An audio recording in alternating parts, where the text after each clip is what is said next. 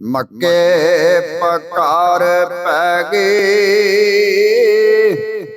ਤੇ ਦੋ ਜਹਾਨਾਂ ਦਾ ਵਾਲੀ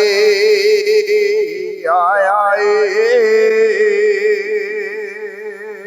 ਤੇ ਵਧਹਾ ਚਿਹਰਾ ਤੇ ਵਲੈਲ ਜ਼ੁਲਫਾਂ ਤੇ ਕਿਸੇ ਕਰਮਾਂ ਵਾਲੀ ਮਾਂ ਦਾ ਜਾਇਆ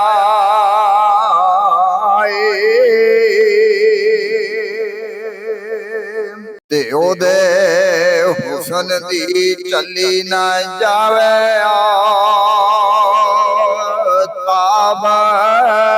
ਤੇ ਹੁਸਨ ਵਾਲੀਆਂ ਨੇ ਆਏ ਸੀ ਨਵਾਇਆ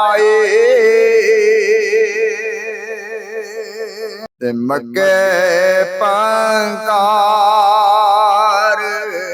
ਪੈ ਗਏ ਜਦ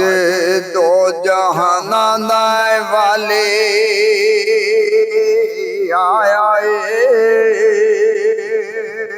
ਤੇ ਵਧਾ ਚਿਹਰਾ ਵਲੈਲ ਜ਼ੁਲਫਾਂ ਤੇ ਕਿਸੇ ਕਰਮਾਂ ਵਾਲੀ ਮਾਂ ਦਾ